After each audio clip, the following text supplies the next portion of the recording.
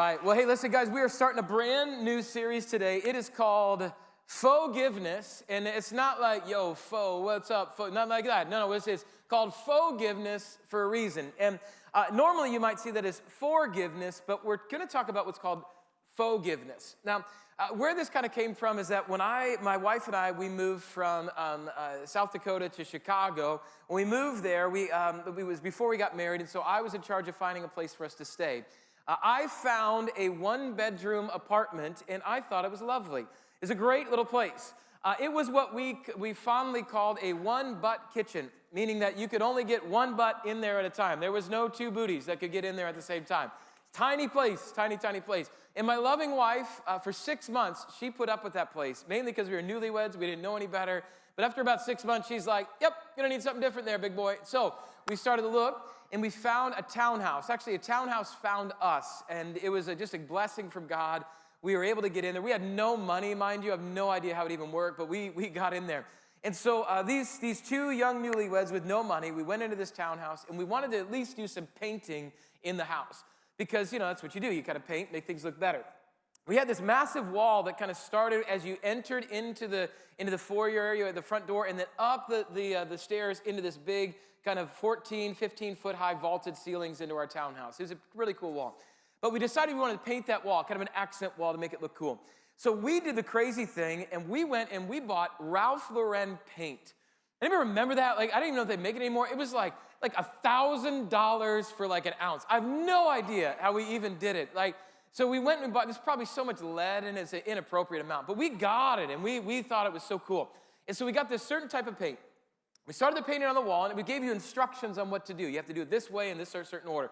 So the first one, you kind of put it on with brush strokes. So we did that all over, 14-foot wall all the way down. We looked back and it looked, ugly, bad, ugly. What did we just do ugly? And then we kept reading, and they're like, if you look at the first coat and it's ugly, don't worry. We're like, all right, okay, we're okay. So then we went back, and we did a roller coat on the top of it. After it dried, we looked back, and sure enough, we looked at it. It was amazing because it looked like suede leather. No joke.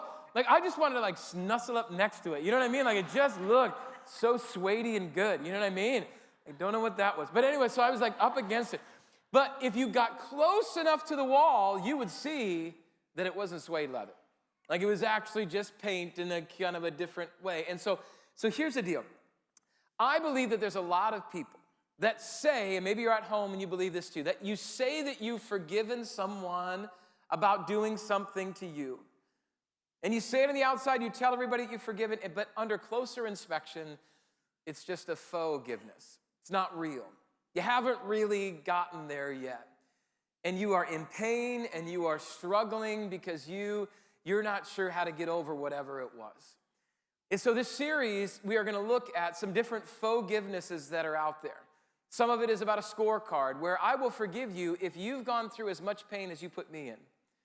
Maybe it's a grin and bear it. We'll just smile, pretend like everything's okay and we're good. Maybe it's about forgiving and forgetting. Maybe you've heard that before. And we're also going to talk about what does it look like to forgive yourself. I know a lot of people have an easy time forgiving other people, but what about yourself? We're going to look at all four of those. The goal is to get us freedom from that, to be able to find true freedom and true forgiveness. And so when we started to think about doing this series, there was really one person that I thought and had in mind that would be amazing to be able to kick this series off. And it just so happened that when I reached out to him, he had one date available, and sure enough, it was the beginning of this series. Thank you, God. Right? It was so cool that we were able to put this together. And so today you're going to hear from my new friend Davey, and you're going to hear about his story, about his life, and you're going to hear about maybe one of the most intense testimonies you've ever heard, but you're going to hear how God used that in some mighty ways. He's the host of a podcast called Nothing is Wasted, also a ministry by the same name. He just came out with a brand new devotional called From Pain to Purpose, and it is going to be an amazing day, and I am just so encouraged by him so far. And just so you guys know that you can go from fauxgiveness to true forgiveness. You can go from pain to purpose if you allow God to do some great things in your life. So in a second, we'll throw that bumper up, and when we're done, I want you to just blow it up for Pastor Davey in a second if you could, okay? So I want to welcome you to week 1 of Fauxgiveness. Here we go.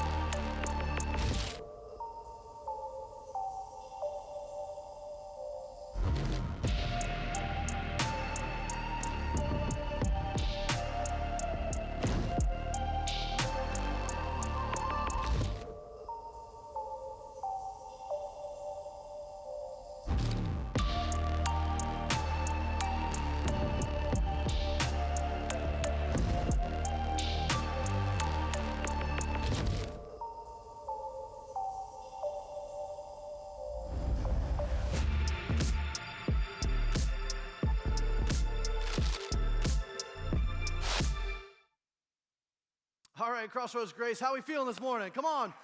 Yeah. Oh, man, it's such an honor to be with you guys. We hail all the way from Indianapolis, Indiana, and so we've had quite the travel out here.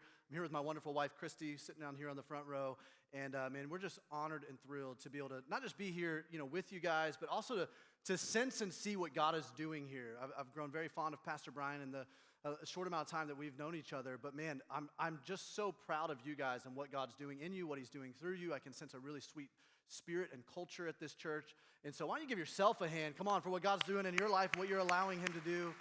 I love that. And my name is Davey Blackburn. I'm from Indianapolis, Indiana. I'm a podcast host and teaching pastor and author, and I have one wonderful wife, Christy. We have 3 kids, Natalia, Weston, and Cohen. Natalia's 8, Weston is 7, and Cohen is 2. And we have 2 dogs. We have like a 100-pound Great Pyrenees, and then we have like this little tiny miniature dachshund. So it's a little bit odd in the Blackburn home, but it is. It's our life. We love it, right? But both Christy and I underwent some pretty big trauma over the course of our lives, and in just our short amount of time that we've lived here on earth. And so we've blended our family. Her daughter's from a previous marriage. My son, Weston, is from a previous marriage. And we blended, and then Cohen, our 2-year-old, is ours together. And so we're walking that like blended family journey. And what we get to do is we have a ministry called Nothing is Wasted, where I get to travel the country and share my story and really help people and churches, as they're helping people, to go from pain to purpose. And we want to help intersect people in their trauma, tragedies, and major life transitions, and help them to partner with God to take back their story. Because how many of you know, no matter what you go through, come on, no matter what the enemy is trying to do in your life, we serve a God who is writing a redemptive story in your life. And that's my story. The reason this ministry was birthed is because in 2015, I underwent a tragedy that, man, you never wish on your worst enemies. And as I say this, if you haven't heard our story, it's gonna kind of suck the air out of the room. It has both services we've already done already. But in 2015, my wife of 7 years and our unborn baby were murdered in my home. And it became a big story in Indianapolis and then a national story as well. I had gone away to the gym that morning early, and there were 3 guys that were on a crime spree in our city. They broke into the house 2 doors down from us, saw me leave for the gym, decided to use that opportunity to come into my house and break in as well. And they shot and killed my wife. And I'm going to tell you right now, that completely upended my life. I was a pastor at the time. We had planted a church there in Indianapolis. And so overnight, I'm a single dad. Fortunately, our 14-month-old at the time was in his crib the entire time. He was unharmed. And that's Weston. He's now 7. But I was a single dad overnight. I was trying to pastor a church that we had planted together. And I just lost my best friend and ministry partner and confidant. And it something like that can absolutely unravel you. But can I tell you something? That whether you've endured trauma like that or any kind of significant trauma, it doesn't have to unravel you. And we serve a God that takes impossible situations, come on, any circumstance that we can go through, and He takes what the enemy means for evil, and He will turn it around for good. And I'm standing here as a living testimony to the fact that you can, by the power of Jesus, by the resurrected power of Jesus, you, believer, have that same power inside of you. You can also walk in purpose and in meaning no matter what you've gone through. And that's what we want to talk about today, because for me, forgiveness was a critical part of my healing journey. And it's a critical part of every person that we walk through our course, Pain to Purpose. There's like this 3rd session where we talk about forgiveness. And it is the session that people butt up against and find the biggest breakthrough. Because when you truly experience forgiveness, there is real power and freedom by experiencing forgiveness and then also being a conduit to extend that as well. And that's what we want to talk about today. Now, it's similar to this right here. I don't know if you've ever drank from a Gatorade bottle like this. Anybody ever drinking? Okay. When I was in high school, I grew up as an athlete. I saw somebody at our practice drink from one of these, and it looked so cool. Because he didn't put it to his mouth. He put it up here like this, squirted it. It was like his hair's blowing, and all the girls are swooning. I'm like, I want that. Right? So I go to the gas station the next day, and I find one of these bottles, and I purchase it, and I go back out. I didn't want to have one of those Dumb and Dumber moments, it's like where it goes. And so I wanted to practice it. So I get out of the gas station, I tilt it up, and I go like this, and nothing comes out. I'm like, what the heck? So I'm like kind of, doing this. I'm like, I try it again, nothing comes out. So I march back into the gas station. I slam it down on the counter. I go, this is a defective bottle. And the cashier kind of looks at me and grins, gives me this really snarky look. And he opens the cap up and reveals to me, yeah, there's a seal, right? And I felt like an absolute idiot. But I was thinking about that later, and I was like, wait a minute. There's a lot of people's experience in walking with Jesus. That oftentimes we hear Jesus say, man, I've come to give you life and to give it to the full. And we see other people experiencing life to the full, experiencing refreshment, experiencing all the contents and everything that Jesus has for us. And we're going, why in the world am I not experiencing that? And what I found is that in many of our lives, there is a seal that is preventing that from happening. And that seal, one critical thing, is the seal of bitterness and unforgiveness. And it keeps us from experiencing all that God has for us, the fulfillment, the refreshment, the movement, the purpose, the meaning that he wants for us. And if we don't deal with this seal, then we're going to continue to walk empty, in anger, and in bitterness. Now, Jesus had to address this because in Matthew chapter 18, one of his disciples asked him a question. If you have your Bibles, turn with me to Matthew chapter 18. If not, we'll put it right here. It says, then Peter came to Jesus and asked, Lord, how many times shall I forgive my brother when he sins against me?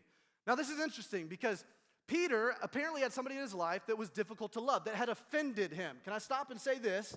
That it's not a question as to whether or not someone offend you or will someone hurt you. It's what will you do when someone hurts you. Come on. Because people are going to hurt you.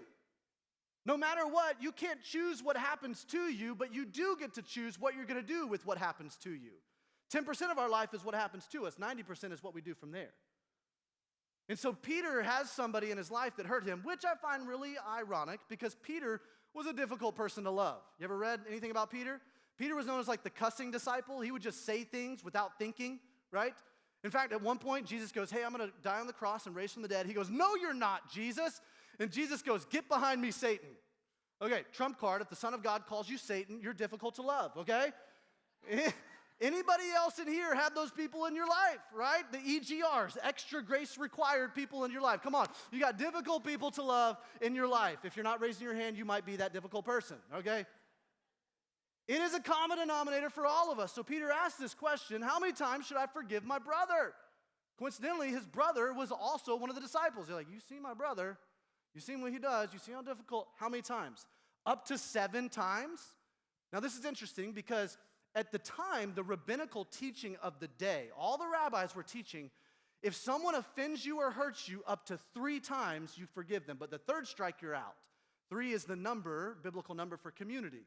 So at that point, you were allowed by law to sever them off from the community if they kept and continually hurting you. And so he goes, Jesus, I know you go the extra mile on things, and so should I forgive 7 times? And Jesus answers, I tell you, not 7 times, but what does it say? 77 times. Now, is Jesus answering a quantitative question with a quantitative answer right here? Because that would be just kind of odd, wouldn't it? It's like, no, not 7 times, keep going, right? Like if my 7-year-old, if he's frustrated at his sister, and maybe he's got like a tally up there. It's like after the 77, okay, that's it. You're done. You're dead to me, right? Like, that's not what he's saying right here. In fact, the early Jewish listener, as Jesus teaches this, when he said 70 times 7 or 77 times, they would have gone, because they would have understood the depth of that because they understood the word. Because back in Genesis, the very origins of time, in their Pentateuch, Genesis, Exodus, Leviticus, Numbers, and Deuteronomy, there was an incident that happened that Jesus is referring to right here, where he's referring to it to uncover a deeper meaning to us. If you go back to Genesis, we've got the very first man and woman. Who were they? Man and woman, Adam and Eve, right? They had sons, Cain and Abel. Remember them? Cain got jealous of Abel and kills Abel. It's the first murder that happens in all of history. Well, Cain gets really scared that somebody's going to take vengeance on him. Somebody's going to retaliate. And so he runs away, and God does something really strange. He puts a protective blessing over Cain. Now, I don't always understand what God does or why he does it, but this is what he does. It says right here, it says, "Then the Lord said to him, not so. If anyone kills Cain, vengeance shall be taken on him," look at this, 7-fold. "And the Lord put a mark on Cain, lest anyone who found him should attack him." Now, 6 generations later, which incidentally, the number 6 is the biblical number for human effort and sin. 6 generations later, there's a guy named Lamech that comes on the scene. And Lamech, watch what happens with him. Verse 23, Lamech said to his wives, stop. It's a pretty dysfunctional family right there. He's got multiple wives. A lot of drama means multiple mother-in-laws, okay? He says, Ada and Zillah, hear my voice, you wives of Lamech. What a character that would refer to himself in the third, wives of Lamech. Says, listen to what I have to say. I, watch this, have killed a man for wounding me. So he takes it to the next extreme. Someone wounds him, he kills him. A young man for striking me. Watch this. If Cain's revenge is 7-fold, then Lamech's is, see this? 77-fold. Don't miss this. Jesus, when Peter asked him the question in Matthew chapter 18, he points back to this instance right here. And he says, in the beginning of time, in the origins, there's something that happens that opens up a portal of perpetuating pain. Where generationally this cycle takes place, where pain begets pain, and hatred begets hatred, and bitterness begets bitterness, and it's going to continue to increase, and it's going to continue to exacerbate. Did you know that by default, pain perpetuates pain? That if we don't let God transform our pain, we will inevitably transfer it onto somebody else. You've heard the old adage, hurt people hurt people. More than likely, the person that hurts you, they've been wounded and hurt themselves. But did you know that hurt people don't have to hurt people? You know, hurt people can heal people too. But they've got to do something drastic in the interchange. And that's what Jesus is saying right here. He's saying, hey, listen, over the generations, this thing's going to keep perpetuating. It's going to keep getting worse. It's going to keep exacerbating unless, Peter, you do something so radical and so upside down that it doesn't make any sense unless you forgive. And when you forgive, you fight with a weapon in the supernatural. You fight with a weapon of righteousness, as the Bible calls it, with grace and forgiveness and love and hope. And it changes things. There's freedom in forgiveness, friends. There's freedom. The question we have to ask ourselves, there's actually 2 questions we have to ask ourselves in here today is, have you experienced forgiveness? You ever experienced it? Because as Jesus is telling this story, the disciples, they're kind of like dim-witted, right? They're a little dense. Not like us at all. We get it, right? But Jesus goes, hey, I'm going to tell a story now to help you understand this a little bit more. Praise God for long-winded preachers. Jesus was a long-winded preacher. So he tells a story, and this story is known as a parable. And anytime Jesus tells parables, he's telling them as an allegory where you have to ask the questions, where is God in this parable, and where am I? Who are these people, and what do they represent? So he says, therefore, the kingdom of heaven is like a king who wanted to settle accounts with his servants. As he began the settlement, a man who owed him 10,000 talents. How many? 10,000. Remember that. It's going to be really important. Was brought to him. Since he was not able to pay, the master ordered that he and his wife and his children and all that he had be sold to repay the debt. The servant fell on his knees before him. Be patient with me, he begged, and I will pay back everything. Look at this. The servant's master took pity on him, canceled the debt, and let him go. This is huge. This is a massive, massive amount of debt that he just canceled. We miss this when we read it as kind of a Western mindset because we don't know how many talents? 10,000 talents that he owed. A talent was the equivalent of 20 years' wages. So you do the math. 20 years times 10,000, 200,000 years of wages. Could this servant ever have paid this back? And yet the master goes, canceled, done, forget it, it's settled. What? Can I tell you something, friends? If you're a follower of Jesus, you have experienced that kind of forgiveness. A forgiveness of a debt that you piled up, that I piled up, that we could never pay back. And Jesus looked at us in a moment, in an instant, and said, it's canceled. It's done. Consider it done. It is finished. Have you experienced that? I remember the first time that I experienced it, I was 8 years old. And I went to an Easter play. I was a pastor's kid, so I joke around a lot that I had a drug problem growing up. I was drugged to church every time the doors were open. It's like, and so there were some goofy things that were done in church. I mean, during Halloween season, they would take us to these plays that were called judgment houses. This was in the South. I mean, Birmingham, Alabama, it's just kind of goofy, right?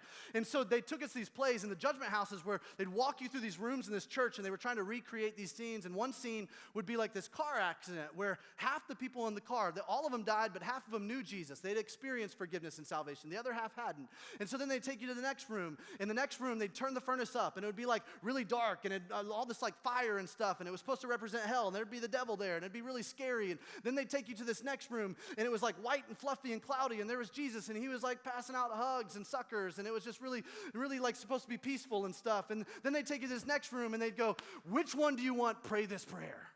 And you're like, ah. They're like literally trying to scare the hell out of you. You know what I mean? Like, well, then I went at Easter to this Easter play that was nothing like that.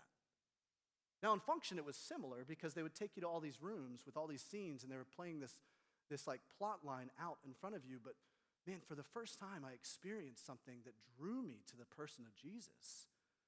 They showed me Jesus' life, and they showed us how Jesus, God, comes to earth, leaves the comfort of heaven, walks as a man, endures the same suffering. Everything that we have experienced as humans, he's experienced.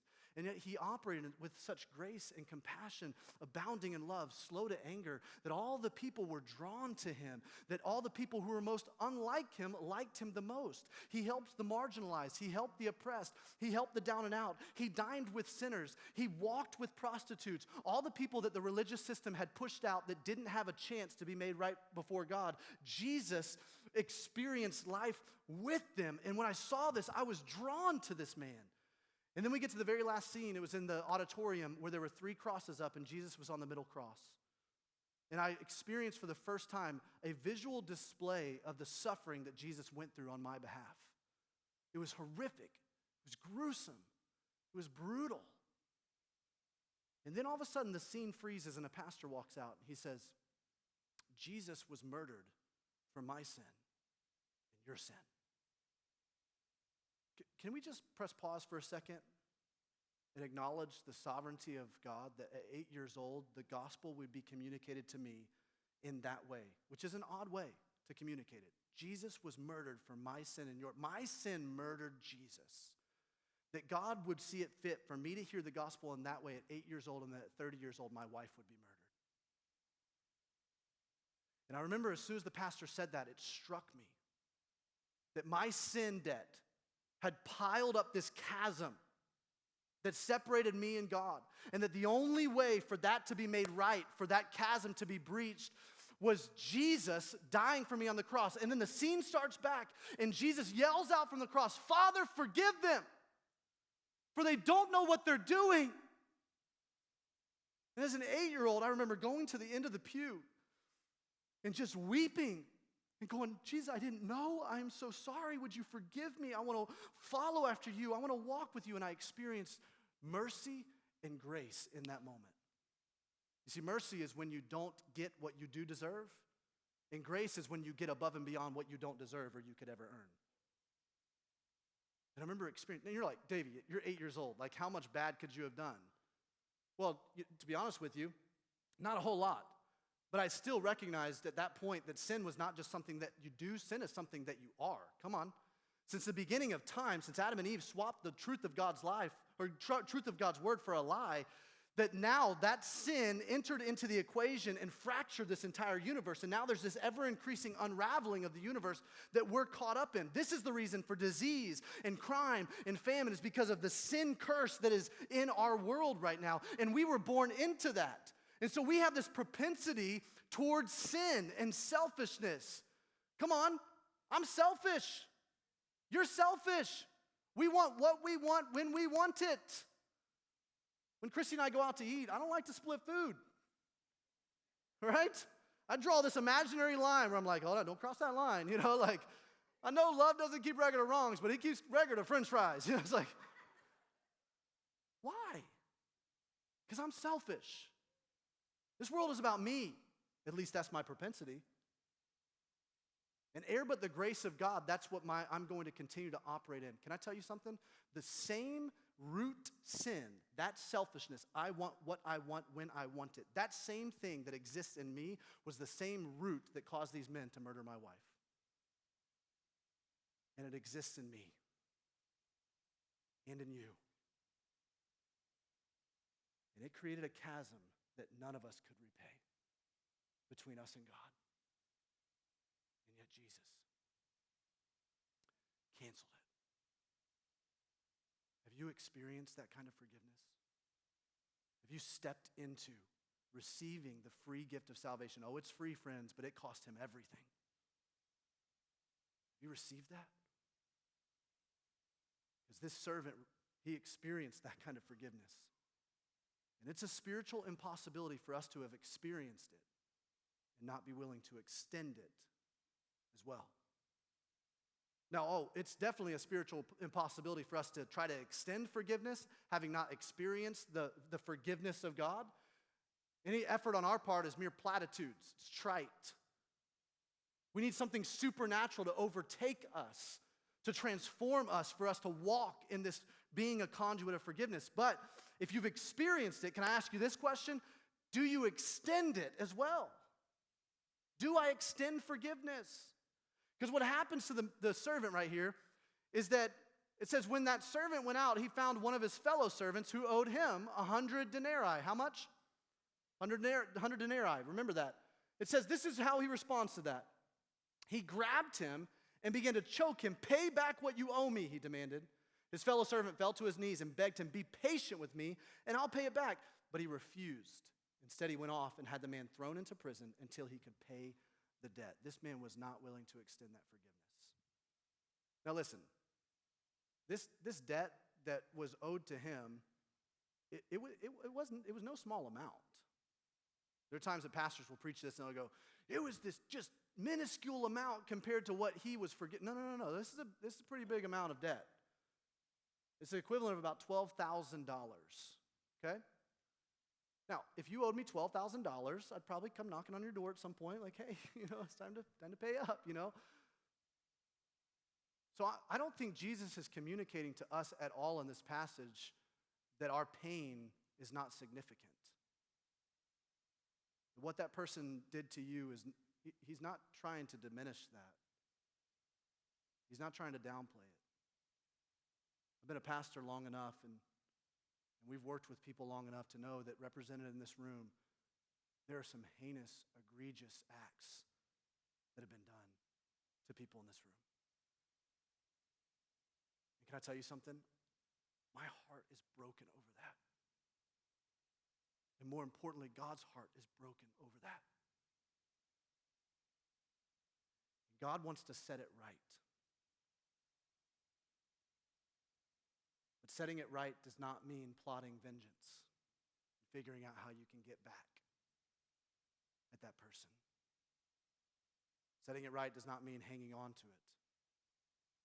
Because you and I, when we hang on to our bitterness rots the hand that holds it. Did you know that? Hanging on to bitterness and unforgiveness is like a cancer that will continue to fester and rot inside of us, and it will destroy our soul. And then it will begin to matriculate out and destroy the relationships of the people that we love. Every one of us knows and have experienced someone who just walks in bitterness all the time. They continue unintentionally to perpetuate that pain. I'll never forget the first time I saw these three men that murdered my wife.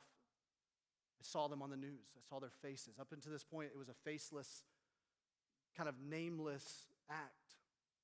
And up until this point, all I had experienced was wrestling through the depth of emotions of grief and loss and shock. But when I saw these three men, something dark and sinister came over me. I saw it on the news. Arrests were made, and all of a sudden I'm plastered on national television, and their faces are plastered on national television. I'm sitting at a breakfast place in South Carolina where I'm trying to receive some intense counseling, and I look up and I see it, and this rage began to take over me.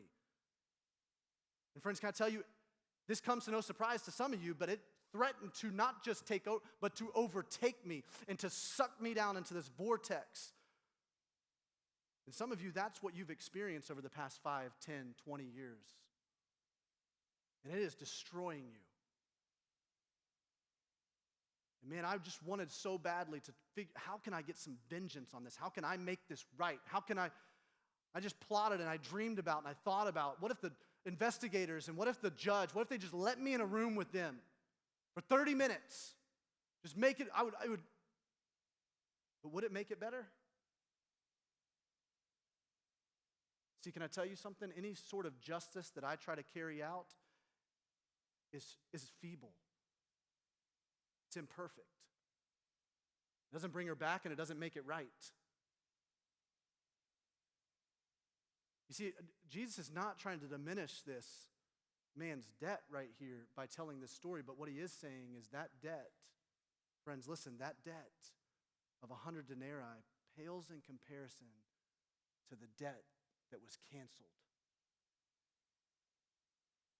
So Jesus, as I'm working through this, he lovingly he said, Davey, my sin, or your sin murdered me, and I forgave you. So I tried to just stuff it. Okay, fine, then I'll just forget it. I just won't think about it. I'll suppress it, but you know, a feeling buried never dies. Do you know that?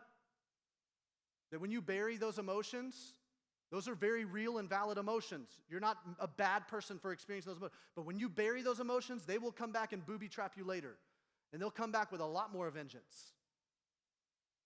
So the Lord he was going, David, you've got to work on this with me. You've got to wrestle with this. You've got to bring your anger and your rage and bring it to me. And let me handle it. He said, David, I am a much better avenger than you are. My justice is perfect. I will make this right. I will set things straight. But you got to trust me with it. See, Jesus does these crazy, weird things where he's like, hey, don't just cancel it or forgive it, but actually go above and beyond.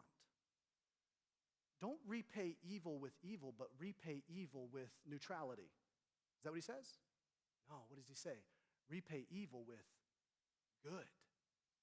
What? Yeah. When your enemy does something against you, pray for them. Love them. If your enemy's hungry, give them food. If they're thirsty, give them something to drink. Wait, what, Jesus? How in the world could I? No. Because when you do that, you step into this upside down kingdom concept where you trust me with the vengeance and I make things right. You see, friends, when we begin to operate in a compassion and a love, and we begin to let the Lord do that work inside of us, we begin to set right in partnership with God the thing that was made wrong. But if we don't, we trap ourselves in a prison. Look what happens right here. It says, when the other servants saw what had happened, they were greatly distressed and went and told their master everything that had happened. Then the master called the servant in. You wicked servant, he said, I canceled all that debt of yours because you begged me to. Shouldn't you have had mercy on your fellow servant just as I had on you? In anger, his master turned him over to the jailers to be tortured. Now stop. If God's the master here, can I tell you something right now? God is not, based on everything else we know about God in Scripture, he is not turning us over to be tortured. But how many of us are tortured by the bitterness that has been festering inside of us for 20, 30 years? See, what's happening here is this servant, it says that he should be tortured until he should pay back all that he owed.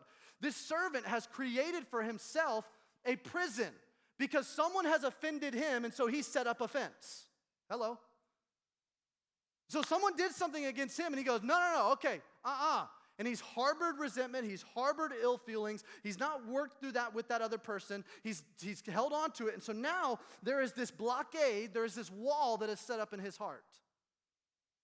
And this wall affects everybody else that he interchanges with. Because now someone else does something that looks just like or similar to what that person has done, so they set up a wall. And they go, oh, no, okay, no, I can't have you in my life, and I'm harboring this against you, and I can't do this. And then it happens again, and so you set up another wall, and you set up another wall because it happens again, and before you know it, you have trapped yourself in a prison of offense. Friends, bitterness and unforgiveness only traps us. Can I tell you what began to happen in my heart? I started realizing that this was going to destroy me if I didn't deal with this. It was only trapping me. It felt like it was doing something to them, but it didn't do anything to them for me to be bitter. It's like swallowing rat poison and expecting it to affect somebody else. It only destroys you. So the Lord began really speaking to my heart and saying, Davey, you want real vengeance? Operate in the spiritual. What do you mean by that? Well, who's the real enemy in my story?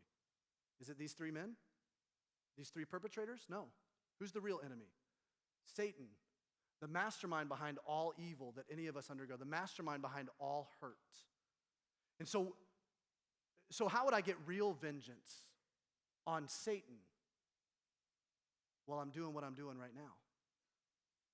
Because as I travel and speak and share my story, as I begin to espouse the ideas of forgiveness and grace and mercy and love, if I encourage people to use those weapons of righteousness that God has given them, then people, everywhere that I go, people begin to meet Jesus.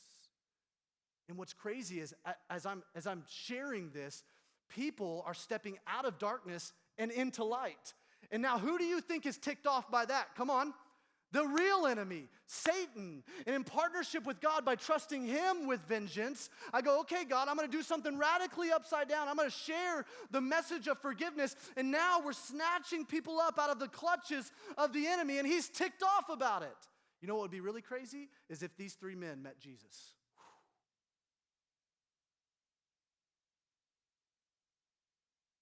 I know this sounds absolutely crazy, but I'm praying for that. Talk about undoing the work of the enemy and getting real vengeance. Come on, friends, don't settle for vengeance in the natural when you can walk in true vengeance in the supernatural by trusting God with the vengeance. Don't repay evil with evil, repay it with good. By repaying it with evil or neutrality, you set up a prison of offense.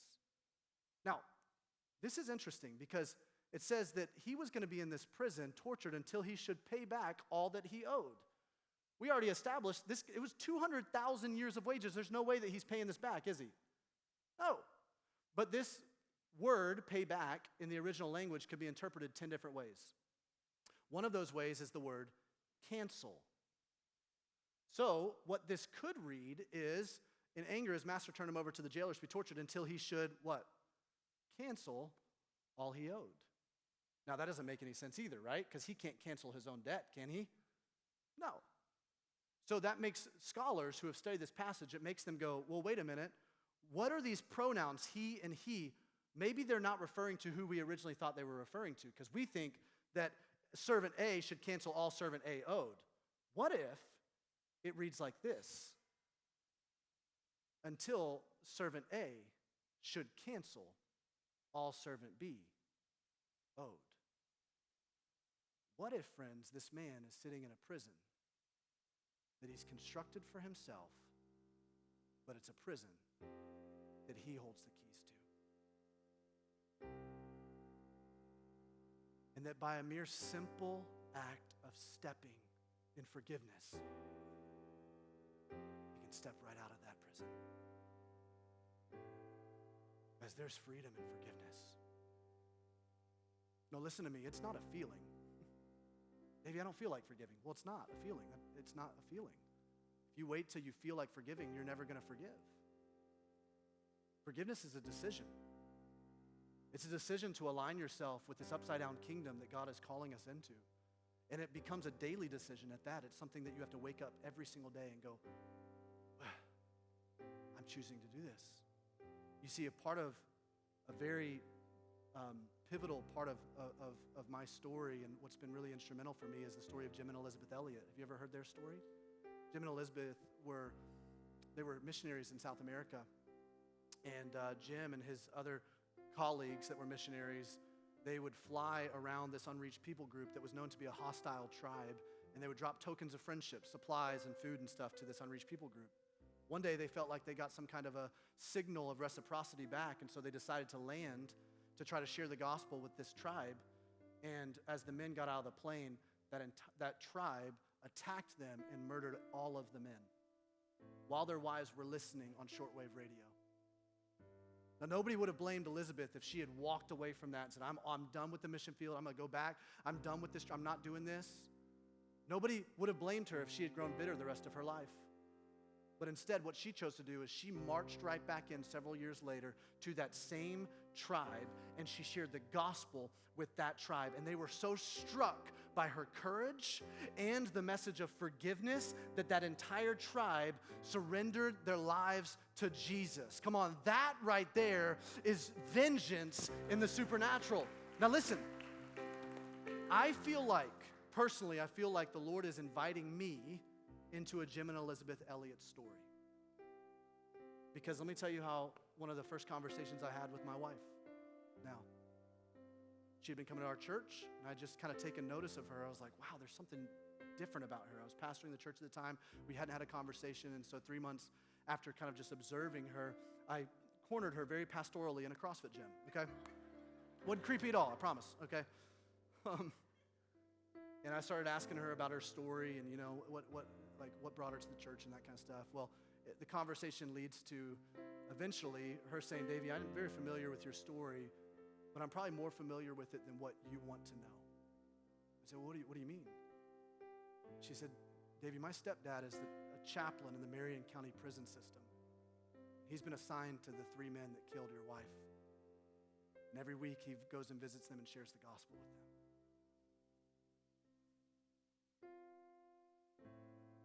You can't write stories like this, guys.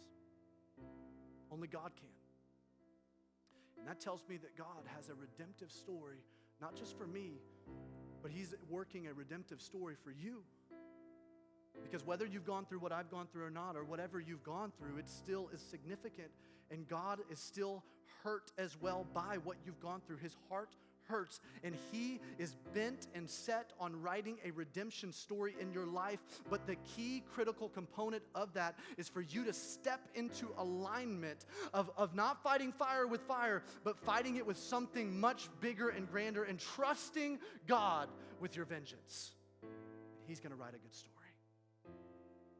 That's the invitation today. We just trust him. We release it. We're going to move into a time where we respond in worship and communion. But I just want to ask you right now, would you just bow your heads and close your eyes? I want to give a moment to just settle right here.